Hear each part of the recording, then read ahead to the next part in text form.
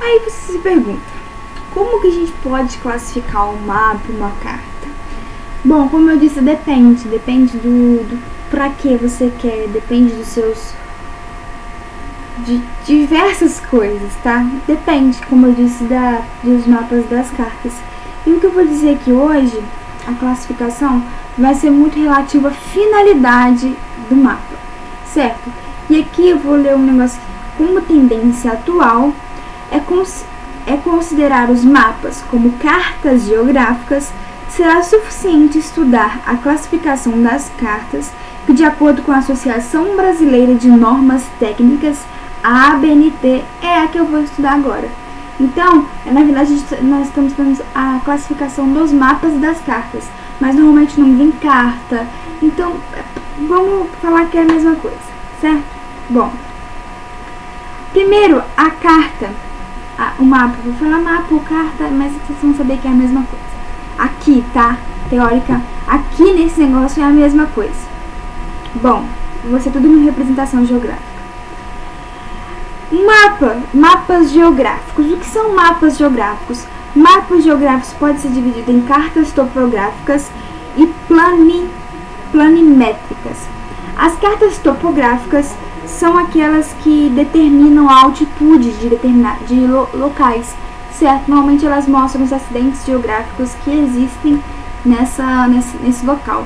Por isso se chama carta topográfica.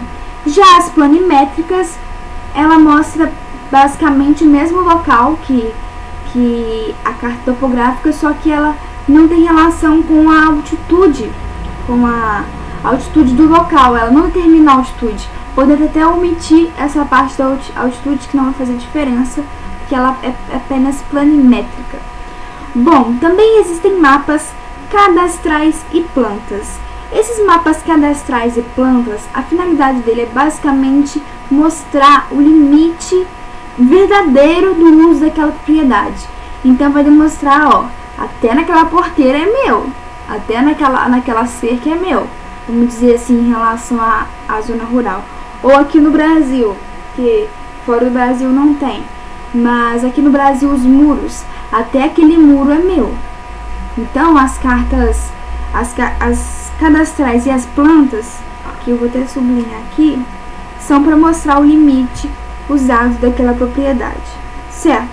As aeronáuticas, elas mostram também o relevo, mostram as culturas da superfície, certo? Só que a finalidade das cartas aeronáuticas é para navegação aérea. Então, para ficar mais fácil para os aviões saberem aonde que tem uma montanha para não bater, certo? Aonde tem uma rota, às vezes alguns mapas aeronáuticos tem essas rotas de outros aviões, então para que tenha segurança no ar, certo? A carta náutica é a mesma coisa, só que a carta náutica mostra os rios, os mares, os oceanos, as lagoas que podem ser navegáveis. Mostra basicamente para quê? Representa esses mares, esses oceanos, esses rios, para que haja a segurança da navegação também, assim como a aeronáutica. A náutica tem a mesma finalidade, só que a aeronáutica é para os aviões e a náutica é para os navios, embarcações, canoas e diversas outras coisas que podem ser navegáveis. Assim como a náutica também serve para helicóptero, enfim, tudo que voa feito pelo homem é náutica, é aeronáutica. E tudo que flutua na água feita pelo homem é náutica, certo?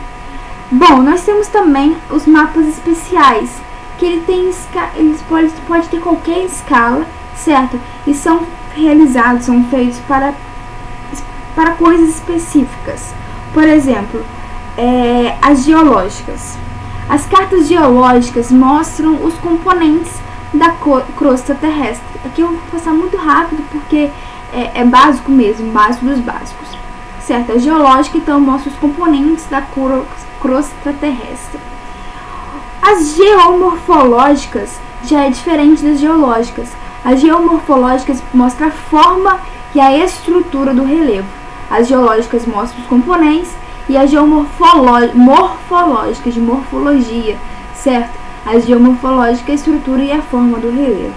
Bom, as meteorológicas, todo mundo sabe, tem aquele meteorologia, certo?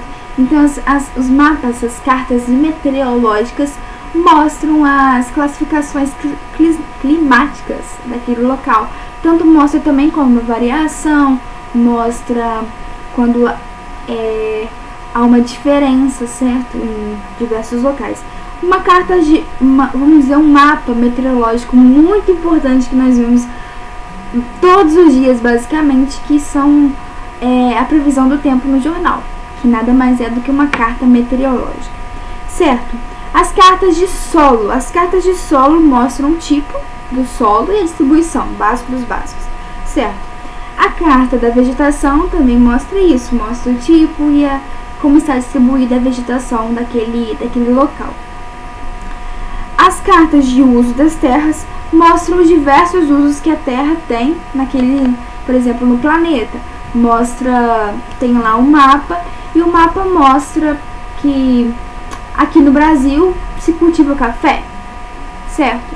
Mostra que em outros países o uso de terras já é diferente. Então, essas cartas de uso das terras mostram onde está sendo usado e o que está sendo usado, certo? E para terminar, as cartas geofísicas.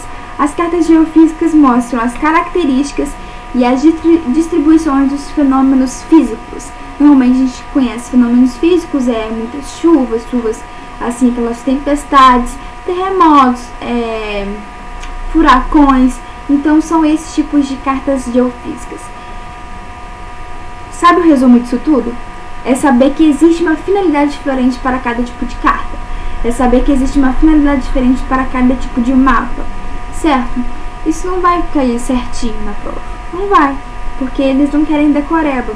Então algumas palavras você pode relacionar com outras. Às vezes aparece um texto lá e aparece a palavra cartas topográficas, certo? O que você vai saber? Você vai saber que as cartas topográficas têm relação a mostrar as altitudes daquele local, mostrar se existem montanhas ou morrinhos, certo? Então essa é a finalidade da carta topográfica. Então aí você vai ter uma noção melhor do que está falando naquele texto. Então é basicamente para você interpretar melhor, que também ajuda isso.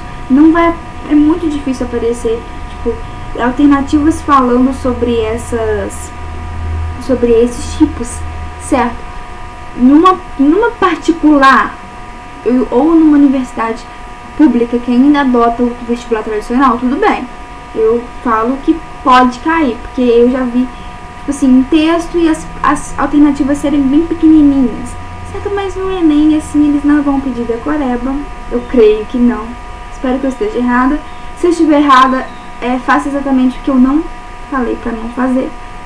Faça exatamente o que eu falei pra não fazer, porque aí vai cair, tá? Então, resumindo, estude tudo, tá bom? Que é muito mais, você não fica com essa sorte, certo? É certo dizer que a prova é sorte, porque às vezes vai cair o que você mais estudou, mas quanto mais você estuda, mais sorte você tem na prova. Tô certo, não tô? Fui,